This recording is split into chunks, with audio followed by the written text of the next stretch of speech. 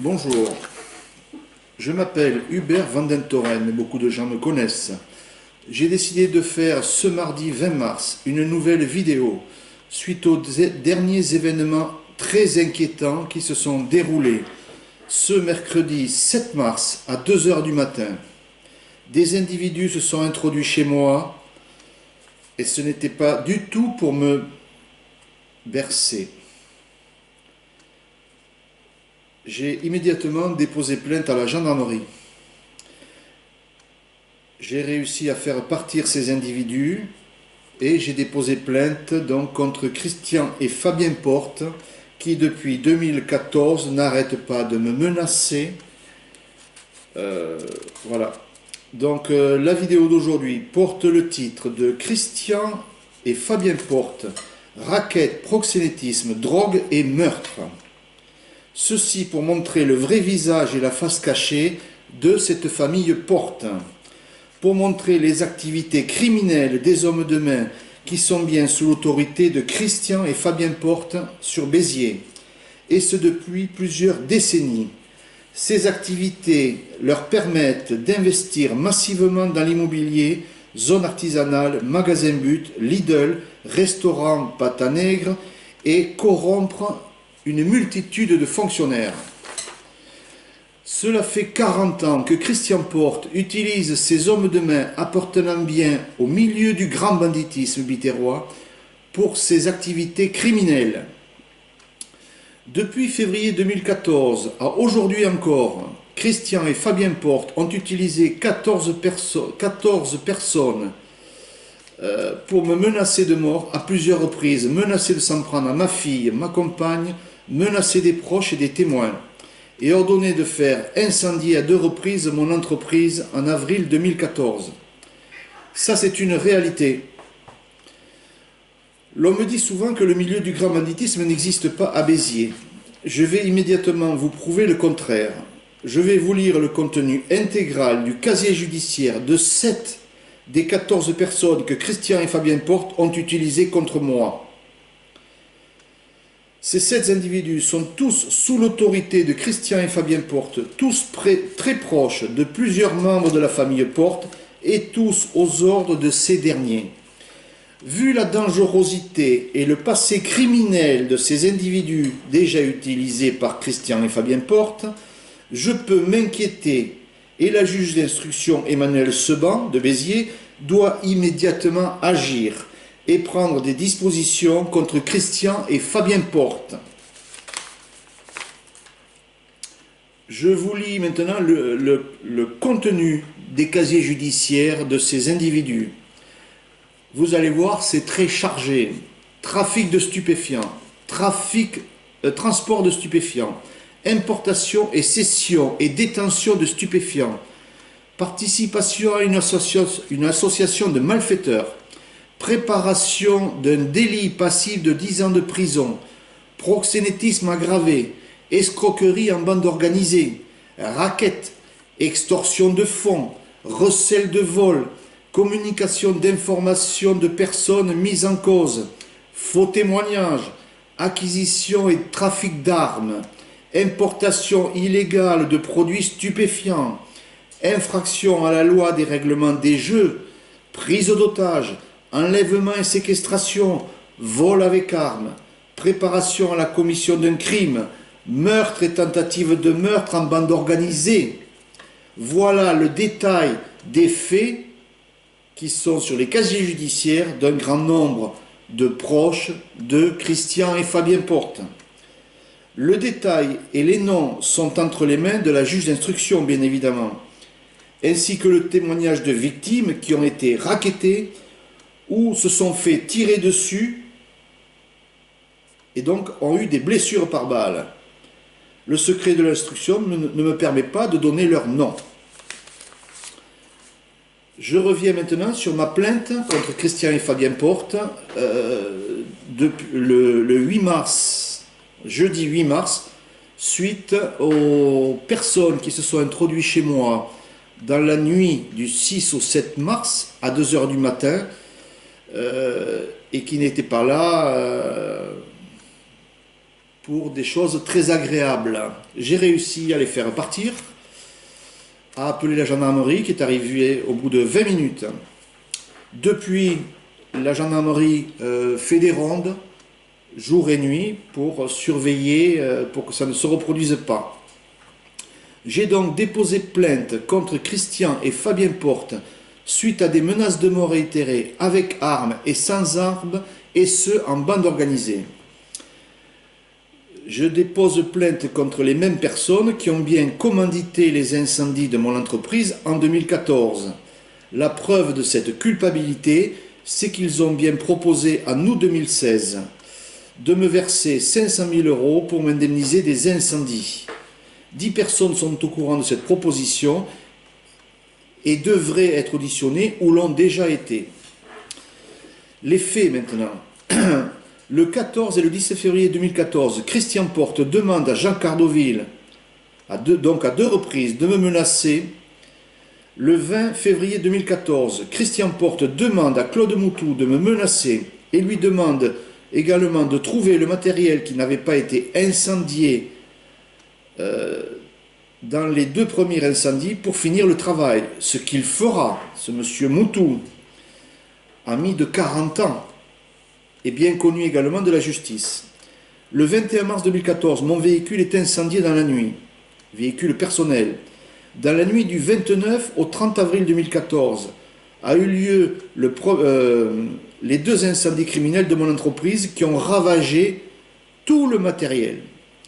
Dans la nuit du 30 avril au 1er mai, a eu lieu un second incendie au sein de mon entreprise. Le 2 mai 2014, je suis menacé à la sortie de chez moi par 2 hommes armés qui ont un accent des pays de l'Est. Le 6 mars 2015, Christian Porte se met en avant pour la première fois. Péché d'orgueil.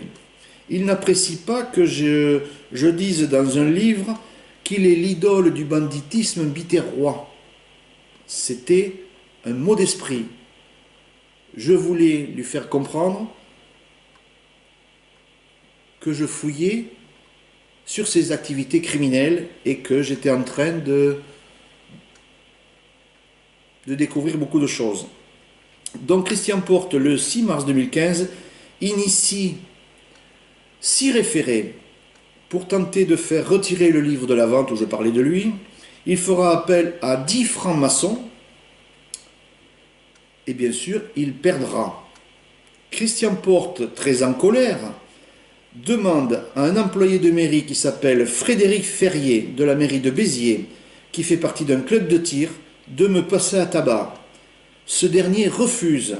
On le voit, il y a quand même des gens honnêtes et qui ne font pas n'importe quoi parce que on leur demande des choses. C'est Joël Pérez, bouquiniste de Béziers, qui me prévient que Frédéric Ferrier avait été chargé de me passer à tabac. Le 9 mars 2015, Fabien Porte et Michel M, président du tribunal de commerce, vont voir des hommes de main de Christian Porte du milieu du grand banditisme pour me faire passer à tabac. Je suis prévenu par un proche de la famille Porte qui fait lui aussi partie du milieu du grand banditisme. On le voit encore là, tout le monde n'obéit pas aux ordres de Christian et Fabien Porte. Il y a certaines valeurs parmi les gens du milieu apparemment. Pour ces faits, j'avais fait une main courante auprès du policier Jérôme Toulza au commissariat de Béziers. Ce dernier m'a d'ailleurs prêté un gilet pare-balles. Le 4 mai 2015, Christian et Fabien Porte demandent à un de leurs amis, Jean Vernette, bien connu à Béziers, franc-maçon aussi, d'organiser un rendez-vous pour me rencontrer. J'accepte ce rendez-vous le 4 mai dans les locaux de Jean Vernette. Fabien Porte, en présence de Jean Vernette, me menacera directement et me dira « Je suis chargé de protéger mon père et tu dois quitter la ville. » Voilà le genre de petites menaces de Fabien Porte. Et alors donc, voilà. Ensuite, Fabien Porte me menace donc. À partir de mai 2016, un conseiller politique de Fabien Porte, chargé de faire obtenir le fauteuil de la Chambre de commerce de Montpellier à Fabien Porte, il s'appelle Yves Golsimer, me contacte et me dit que Fabien Porte lui a indiqué que son père reconnaît avoir fait une grosse connerie concernant les incendies criminels et cherche une autre solution que la violence. C'est normal, Fabien Porte a des ambitions politiques, donc il veut arranger les choses. Le 24 mai, ce même homme, donc Yves Golsimer, revient vers moi et me demande de chiffrer mes préjudices. Donc je lui donne des documents chiffrés et cela se monte à 993 000 euros. En juin 2016, Golsimer m'indique que Fabien Porte veut me rencontrer à Narbonne. Je refuse. En juillet 2016, il me recontacte pour me dire que l'avocat parisien de Fabien Porte voudrait prendre contact avec mon avocat.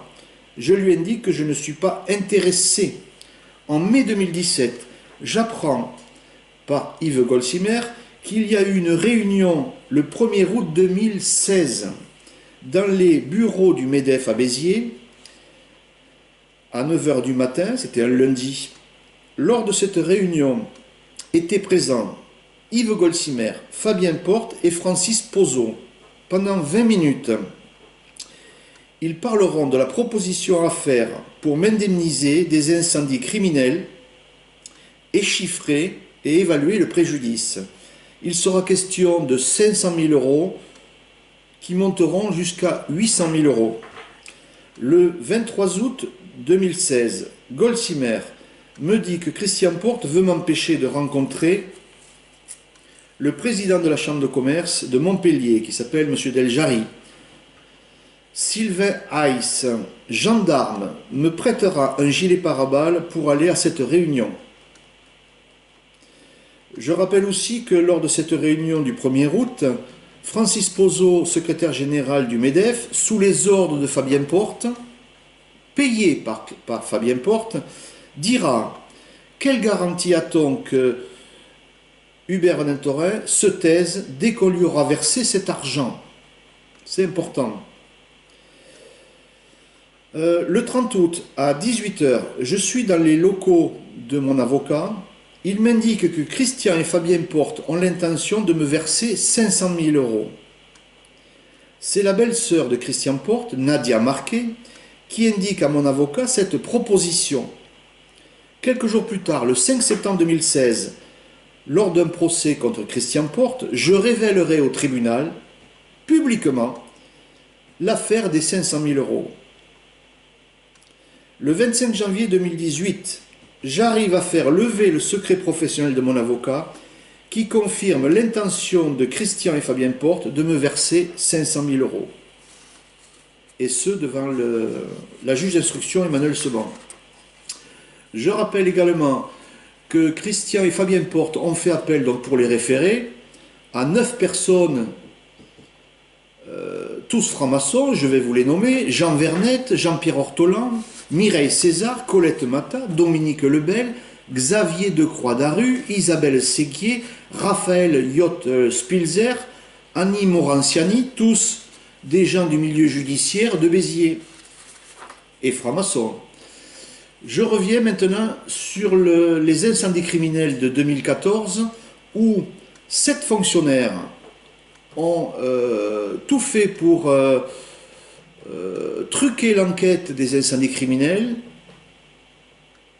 falsifier l'enquête et protéger d'abord les incendiaires et empêcher que l'on puisse remonter aux commanditaires des incendies. Je vais les nommer: Brigitte Deville, ex-vice-présidente du TGI de Béziers; Patrice Deville, ex-avocat général à la Cour d'appel de Montpellier; Bernard Legras, ex-avocat général à la Cour d'appel de Montpellier; Patrick Maté, ex-procureur de Béziers; Sylvie Jansou, doyen des juges de Béziers; Philippe Josse, commissaire divisionnaire à Béziers; Franck Zaneski, officier de police judiciaire à Béziers, tous complices de Christian et Fabien Porte pour éviter des poursuites judiciaires.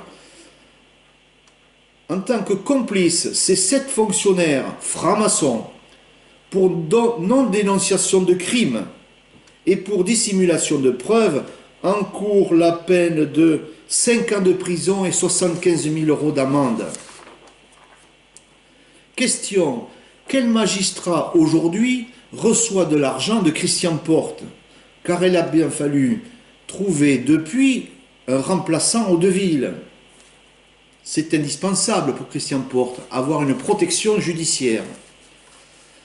Je reviens sur la tentative de corruption pour étouffer l'affaire des incendies criminels. Bon nombre d'auditions ont été organisées par la juge d'instruction Emmanuelle Seban. Les confrontations prévues par la juge d'instruction sont programmées pour fin mars, début avril de cette année, où je serai présent.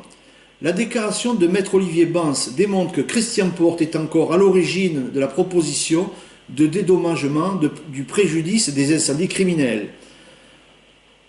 Depuis mars 2016, Fabien et Christian Porte solliciteront Yves Golsimer afin de chiffrer au mieux les dégâts des incendies criminels. Et voilà. 2 personnes seront donc mandatées par Christian et Fabien Porte pour chiffrer au mieux les indemnités et faire une proposition. Tout d'abord Yves Golsimer et Nadia Marquet afin de proposer la somme de 500 000 par l'intermédiaire de mon avocat. En conclusion, la juge d'instruction Emmanuelle Seban ne peut plus attendre. Elle doit procéder aux interpellations de Christian et Fabien Porte, au seul fait que les preuves sont établies pour les menaces de mort, ainsi que ceux qui concernent l'organisation des 2 incendies criminels, leur incarcération provisoire étant incontournable pour éviter toute pression, menace à l'égard des témoins, alors qu'il est démontré encore que ces individus sont capables du pire à la matière, vu leur relation avec des criminels. Et également, les derniers événements, la tentative du 7 mars de s'introduire dans mon domicile. Christian et Fabien Porte ont bien préparé, organisé, planifié, financé, commandité les 2 incendies criminels de mon entreprise en 2014, et ce en bande organisée. Ils sont passibles de 20 ans de prison.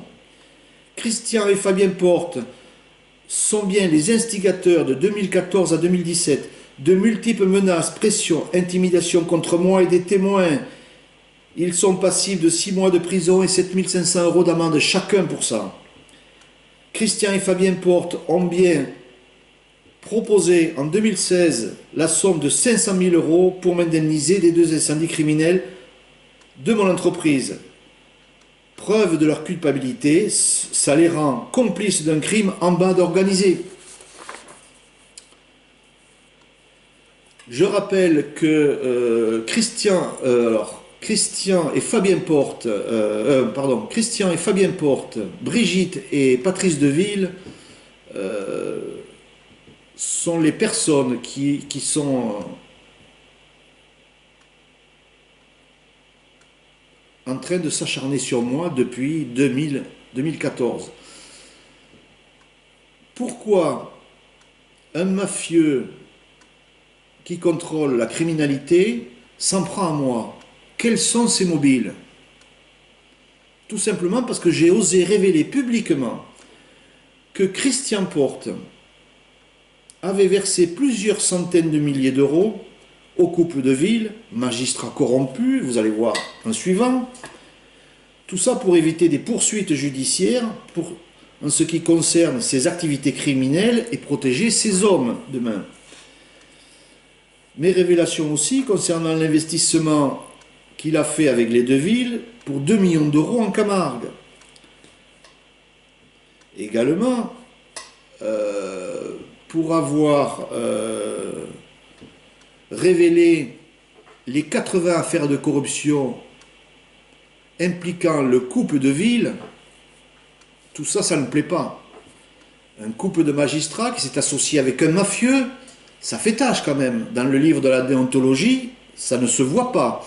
Pour mieux comprendre qui est ce couple de magistrats, je vais vous donner une partie des 80 affaires de corruption impliquant ce couple de magistrats. Affaires de corruption, affaires de mœurs, ils ont couvert des affaires de pédophilie et des crimes. Je vais vous donner quelques détails. Donc ils sont accusés de prévarication, collusion, abus de pouvoir, tentative d'influence, délit d'initié, escroquerie à l'assurance, écoute illégale, fraude fiscale, donation déguisée, escroquerie au fisc, menace de mort réitérée, tentative d'intimidation, incarcération abusive, conflit d'intérêts, construction illicite, détournement de biens publics, enrichissement illicite, complicité et détournement d'héritage, faux en écriture, non-déclaration de personnel, travail dissimulé, esclavagisme moderne, et ils ont truqué des dizaines et des dizaines de procès pour arranger certains individus, tous francs-maçons, de Béziers et de Montpellier. Voilà. Tout ceci n'a jamais été contesté par le Conseil supérieur de la magistrature à qui je l'ai révélé. On voit bien le rôle également de ce Conseil supérieur de la magistrature qui a couvert depuis 30 ans les agissements d'un couple de magistrats corrompus et criminels, associés avec le parrain de la ville de Béziers qui contrôle la criminalité sur Béziers et Agde. Voilà, je ne vais pas revenir sur les faits reprochés au couple de ville, qui sont des menaces de mort réitérées par personne interposée contre ma fille et moi en 2013. Je ne vais pas y revenir non plus. Maintenant, ce que je peux vous dire, c'est que cet acharnement contre moi, cette haine, cette violence a assez duré. Ça suffit. Le 7 mars, c'est l'action violente de trop. Il faut maintenant que la juge d'instruction arrête et incarcère ces 4 individus qui sont Christian et Fabien Porte, Brigitte et Patrice Deville. Ça suffit maintenant. Ce mercredi 21 mars, je rencontre la juge d'instruction Emmanuel Seban en présence de mon avocat Olivier Bance pour parler des derniers événements très inquiétants du 7 mars, commandité par Christian et Fabien Porte avec la complicité du couple de ville, connaître les avancées de l'enquête et les dates des confrontations.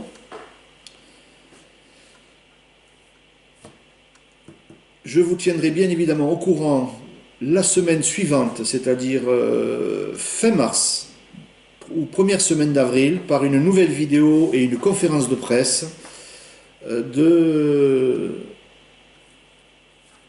cette affaire. Il faut que ça se termine maintenant, ça a assez duré.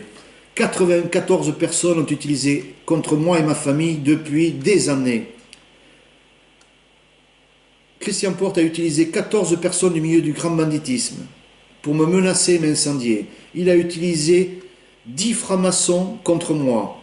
Du milieu judiciaire, il a utilisé également 5 magistrats et 2 policiers.